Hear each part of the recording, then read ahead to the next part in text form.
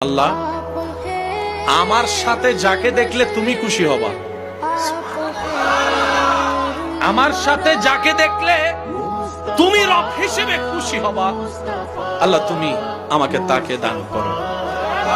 আল্লাহ আমাকে এমন একজন জীবন সাথী দাও যার সাথে প্রতিদিন না হলেও মাঝে মধ্যে হলো গভীর রাতে ঘুমটা হারাম করে তোমার দরবারে তাহাজ্জুদের সিজদা দিতে পারবো। সুবহানাল্লাহ।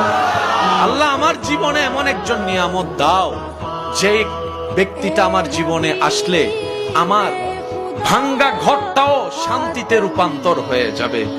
আল্লাহ আমার জীবনে এমন একজন সাথী দাও যেই সাথীর পেট থেকে, যার মাধ্যম থেকে আল্লাহ তোমার প্রিয় বান্দা আও ওয়ালাদিন সালিহিন ইয়াদউ লাহু এমন সন্তান দুনিয়াতে আসবে, এমন নেককার জীবন পার্টনার আমাকে দাও। বলেন সুবহান।